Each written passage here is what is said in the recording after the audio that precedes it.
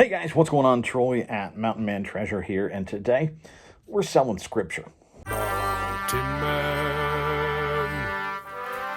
Mountain Man. Treasures. Welcome into the channel, guys. My name is Troy.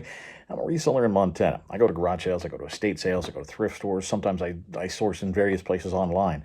Bottom line is I buy stuff and then I sell it for a profit, either on eBay, that's my primary marketplace, or I actually have a vintage booth, actually upstairs from where I'm sitting right now. Right now I'm in the basement, which is the headquarters for the new business that I'm involved with. I'm a partner in Bella's Auction House. We're an online auction house. On High Bid is where we're going to be selling our stuff. Then we're also selling in a couple of different ways, and we'll talk about that here in a little bit, give you guys an update. I promised a couple of people that I would. So this is going to be a relatively short video today, just me talking to you, but showing you some stuff. As I said there in the quick open, we're talking about selling the scripture, selling Bibles. And now I know there's already some people that have triggered and have turned off the video. Some people, for whatever the reason, really don't like selling Bibles or the idea of selling Bibles. And that's something that I've got some stuff up on my laptop here because I'm no good at remembering numbers and stuff, but I looked it up. And according to the Guinness Book of World Records, at least as of 1995, that was apparently the last number that I found. The Bible is the best-selling book of all time, an estimated 5 billion copies sold and distributed. I actually found a list. The Quran was number 2 on that list. I think it was 3 billion copies, and then Mao's Little Red Book was number 3 on that list. It was in the like 500 or 800 million. It hasn't hit the billion category yet, but the Bible and the Quran, best-selling books of all time. The top 2, obviously, both are spiritual, religious books. There are businesses just down the street is the Bible bookstore. There are Christian bookstores that you don't think they sell Bibles in the Christian bookstores. I think that's okay. Now, there are some Bibles that I don't think you should sell. The Gideon Bibles. The Gideons place those for people to take for free, right? I think that's the argument sometimes is, I think people should be able to get a free Bible if they want it. Yeah, any hotel room, you open up that the drawer and the dresser or the nightstand, usually there's a Gideon Bible in their place to buy the Gideons. That's exactly what that's for. Or you go to a local church, I bet you they hand you one. Actually, just the basic Bibles at one of our local thrift stores, same deal. They say you can have one. That's a good thing. But, I think in terms of selling other kinds of Bibles or spiritual texts, I don't know if the people that don't want to sell a Bible will also not sell something else that's related. I'm not sure. I'd love to hear the discussion underneath. I think it's as long as we keep it civil. I think it's a valuable conversation to have. But I wanted to talk about it mostly because I've actually sold a few of these things here in the last little bit, and I'll put up. I'm looking at them over here on my laptop, but I'll put up the comp here on the screen. I just sold. It was called A Catholic Commentary on Holy Scripture from 1953. It had the dust jacket. It was beat up, but it had the dust jacket, which apparently is not common. The book, not necessarily common either. It's 70 plus, 80 years old. So we sold that. I picked that up at one of the local thrift stores here. I actually paid like $1 for it, is all I paid. So I did well on that because, as you see there on the comp, $125. And that actually sold inside of about a week and a half. I actually had it listed for about $150 because it's more rare, and like I said, it had the dust jacket. But when they sent me an offer of $125, they're clearly a legit, serious buyer. I paid $1 for it. Yeah, let's get that thing out. I went to an estate sale here recently and bought 2 Bibles. And one of them, this one right here, the NIV Study Bible. It's by Zondervan, back from 2011. I had this listed at like $25 or something. This was a little bit thicker. If you're out there looking for Bibles to sell, a lot of times you see them at estate sales. The one you don't want every Bible. I actually looked. If I can remember correctly, it was something like 1.4 million listings of Bibles on eBay, something like that. There's a lot, so you need to be a little bit selective in what you're buying out there. This one, as you see there, it's a bonded leather. It's black leather. You'll also see them sort of in a mahogany, burgundy color sometimes. Those are good. You want the leather covers can be good when we're talking just sort of basic Bible, right? This one was 2011, so not necessarily super old, but it's a study Bible. Also look out for those. The study Bible has it has footnotes, right? It has context. A lot of times you'll read a verse in there and there'll be a note on there, and you can read historical context, or it'll tell you, hey, this is a reference to something that happened 200 years ago in the Old Testament. Here's that reference. It's exactly what it says it is. It's a study Bible. And we sold another one that I picked up there. I also sold that one for $20. It was the red burgundy.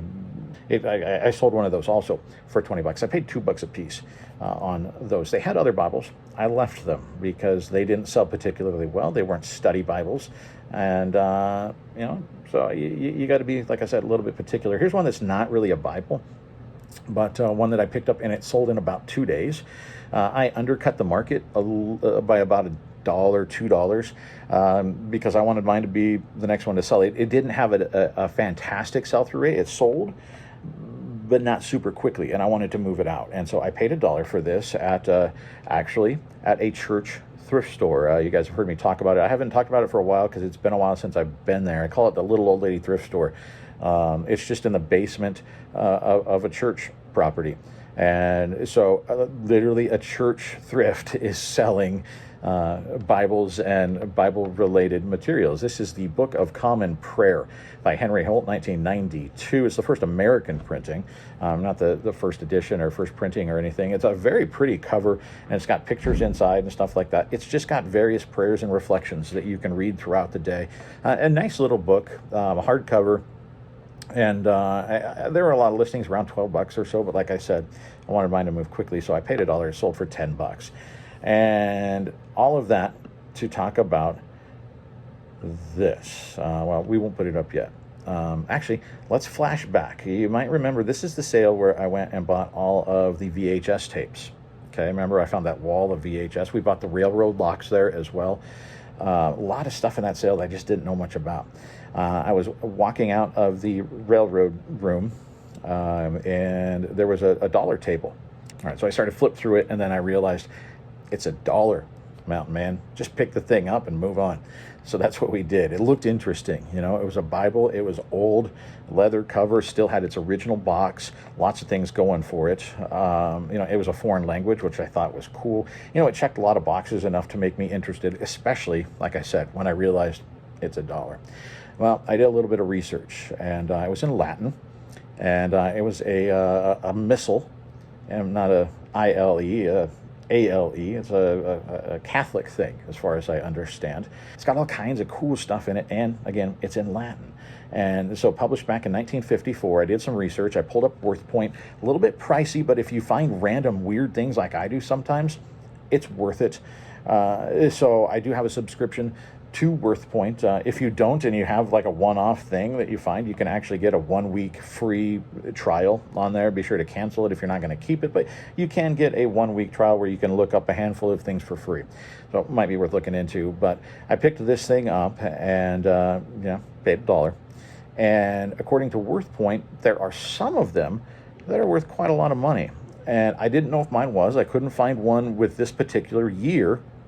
I found some before, found some after. These date back to like 1600s. There are some that are very old.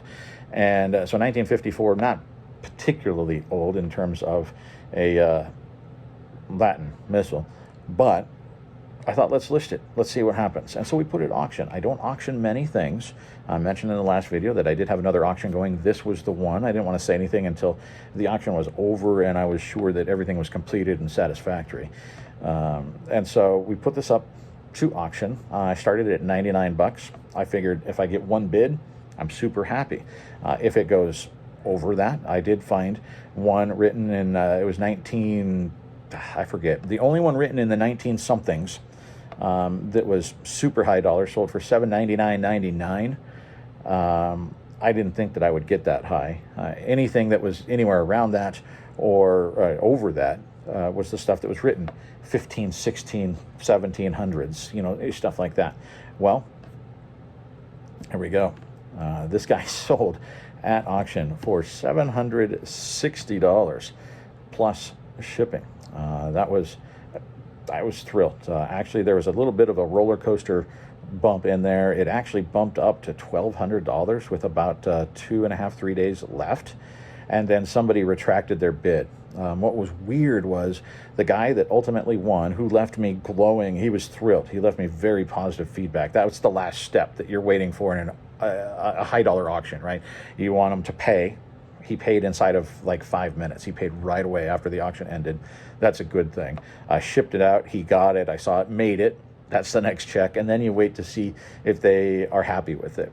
And sometimes you have to wait for a while, and it's after it's like 2 weeks and you haven't heard anything. No news, good news, right? In this case, very quickly, he left me very positive feedback and was thrilled with this.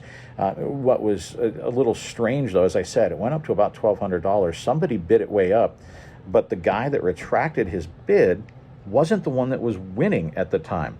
I'm not sure. The guy that won it put his high bid in, and so this other guy kept bidding him up, pushed it up to $1,200, and then at some point retracted that bid. And then, so the deck of cards fell, right? It fell all the way down. Now, it went down to $500. There were some people in the last day that bid it back up to $760, but a little bit of a bummer that it didn't go for $1,200. He was obviously willing to pay that much. And a little strange that the guy retracted his bid, and he wasn't winning anyway. So I don't know why at that point you have to retract a bid when you're not the leading bidder. I don't know. Explain that to me if you know what's going on there. That was strange. It was an account that had some feedback, but the feedback was private. It was positive, but not a ton. It was an account that had been around for a while. But yeah, I don't know. That was a weird one. But $760 off of a $1 purchase, guys. That's a grand slam. That's not a home run. That was a grand slam, and I'm thrilled that came up. Just in terms of, you know, hey, there are Bibles and spiritual texts that are worth a lot. Check this out. I actually did a search in the last 90 days. I just typed in the word Bible. That's all I typed in. This right here, fragments from an 11th century codex containing the book of Exodus, Bible, Torah, the Jewish word for those opening books, 5 books, first 5 books of the Bible. I don't know where somebody finds that. That's got to come from an estate or, yeah, I don't know, but you see that it sold out of the UK, $44,000. I'd like to think that any of us that see something that looks very old like that, 11th century, we'd know enough to look that up. I don't know if I'd put that on eBay. I would, personally, I'd probably send that to an auction house. I'm stunned that something like that did that well on eBay, to be honest with you. But I guess you don't know unless you try it.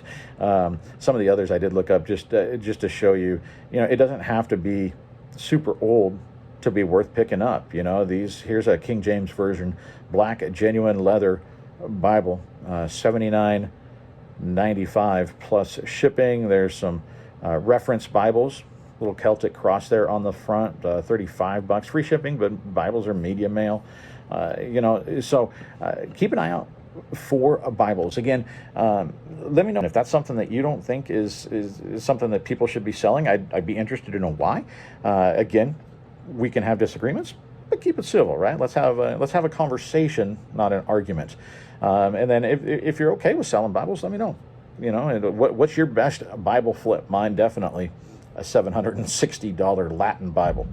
That's definitely my best Bible sale.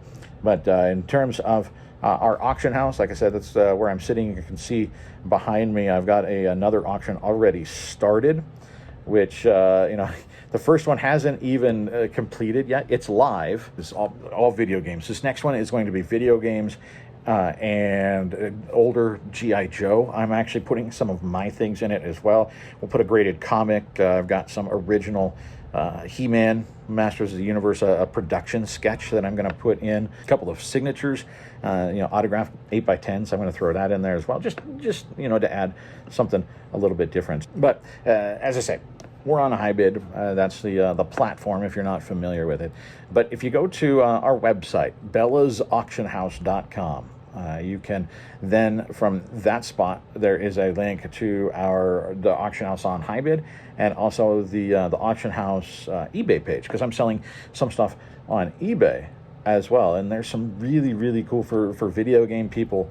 There's some really cool stuff here and in the upcoming auction. It's really high level collector stuff. There is also some mid-level stuff, and I put some lots in there as well, and some lower dollar games. So there's, I think, price points in there for everybody, but sort of at least the top half of it is pretty high-end collectible stuff. The bidding is open now, and then the clock starts ticking for the final bids to come in on the 24th. So next weekend, next Saturday, is when the clock is going to start counting down and final bids come in, and we see how we do. We have bids, last I checked, on 56, I think, of our 152 lots, and a lot of watchers on some that don't have bids on them yet. So I'm very excited. We'll see how it goes. This is the first one.